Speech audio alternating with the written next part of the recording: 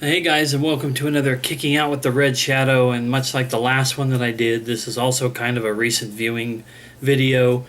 But since I don't get a lot of stuff I get to put into the wrestling category here, I decided I would put this one there. It is a wrestling Blu-ray that I watched, and it is the WWE's release of Straight Outta Dudleyville, the legacy of the Dudley Boys.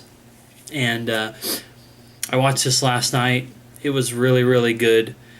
Quick first impressions would be, like I said, really, really good, interesting, fun trip down memory lane with the Dudley Boys, but at the same time it also felt a little short when compared to some of the previous Blu-ray treatments that they've done for wrestlers, like these documentary-style videos. I feel like most of them go an hour and a half or more as far as that documentary part is concerned. This one was a little less than an hour and a half, so I don't know. I guess they did have a little bit of a gap in their career that probably would have filled some of that out. But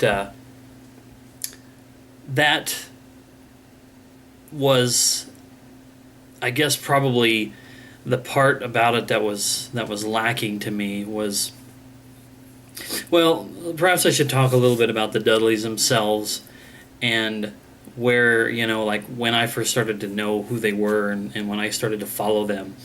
The Dudley Boys were a tag team that basically originated in ECW, and they actually, Bubba Ray Dudley was a part of the Dudley clan before Devon was brought in. And in those earliest days, the Dudleys were this large group in ECW that were really just kind of played for laughs, including Bubba when he joined with the group. He stuttered his name out, and he was really goofy, and everybody in the group was a goofy and off-the-wall character. You had Sign Guy Dudley, Big Dick Dudley, Little Spike Dudley, Bubba Ray Dudley. I think there was a couple others, and I'm just spacing on their names right now. And it was just this loose ragtag group who were all the spawn of one man who every place that he went to, he bedded another lady and ended up popping out a new kid. And I assume the story was probably that he didn't really know any of them. But they all managed to find themselves and come together in ECW as this group. Well, eventually, Devon joined the group, and he was the one who was, like, taking no shit. And he was the first member of the group who was leading the charge towards, them no longer being a comedy group, but being serious competitors. And in particular, against Bubba Ray, he would smack him upside the head and tell him, "You know how to say your name right. Stop with that stuttering bullshit. Get serious." And also, something I guess I was never privy to, or I just forgot about it. But, man, they just called the crowd motherfuckers and told them to fuck themselves. The language, on the video, the language was muted out. But I imagine in the original ECW time, they let that all just go. It was kind of hilarious. But Bubba and Devon started to butt heads a lot, and they feuded for a while against one another, and then eventually they turned them into an actual tag team. And Bubba Ray kind of dropped the stuttering thing, and they were full-on tag team heels, and they loved it. They reveled in it. They talked about how much they enjoyed being the not cool bad guys. They wanted to give people the middle finger, and they wanted people to hate them back for doing it. And it was kind of funny. It was kind of an interesting thing to see, for sure. And so they were pretty strong in ECW for a few years, but they wanted to go to the big show. They wanted to go to WWE and be a part of the biggest promotion in the world. So they ended up going, and they told some stories about how things were when they first came in, and then of course a big highlight was the ladder matches and TLC matches that they had with the likes of the Hardy Boys, Edge and Christian, and how they like stole the show at WrestleMania. I believe it was 17, and the SummerSlam before that, and it was just really really cool because that was basically, I would say, when I first started to really get into them. Like, I knew who they were in ECW from reading about them on the internet, but until they came and joined the WWE, I didn't really care. And when they first came in, I was just like, okay, it's another tag team. This will be interesting to see. But will they really amount to much there? Well, they did. You know, they were tag team champions multiple times. They had those amazing matches. They had the hardcore stuff, like when the WWE allowed the hardcore stuff to really be highlighted. The stuff of power bombing people through tables, especially good old Mae Young, who just apparently just loved it. She was all into it.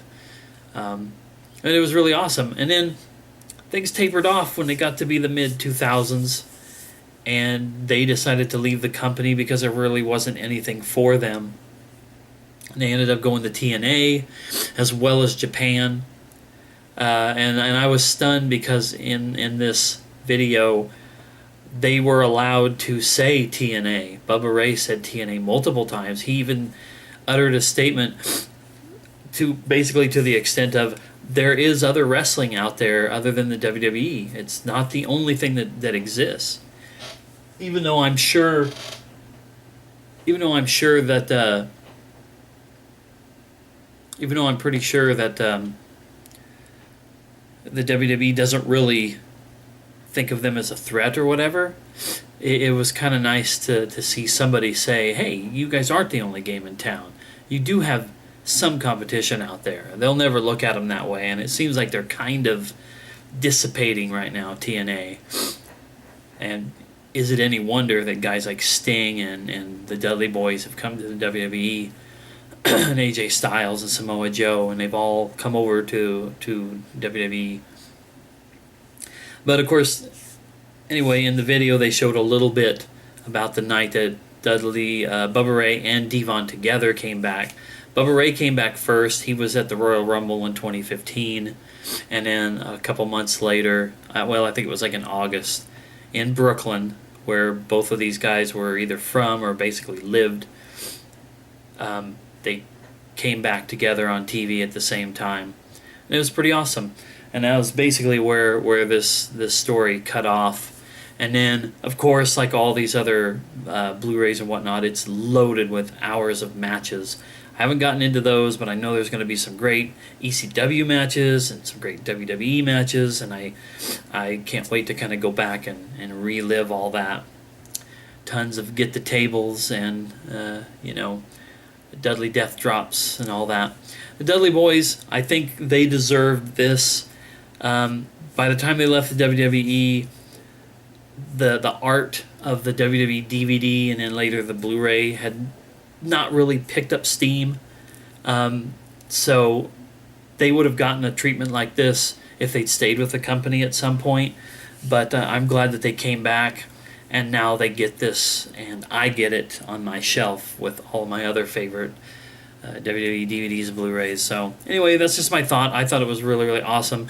If you love the Dudley Boys, this is really, really good, although it is going to have that big gap of time when they were gone, that 10 years basically that they were with TNA in Japan doing their own kind of thing. If TNA put out something to kind of highlight their career over there, that's probably where you'd have to fill that hole. Otherwise, you may just not really know how things were for them over there, like including the fact that Bubba Ray got freaking buff. So anyway, that's my thoughts on it. I really enjoyed it. I would recommend it if you're a WWE fan. If you were a fan during the Attitude Era and you like the Dudley Boys, this is the way to kind of get their backstory and a shit ton of their matches. So anyway, thanks a lot for watching, guys, and I'll see you next time.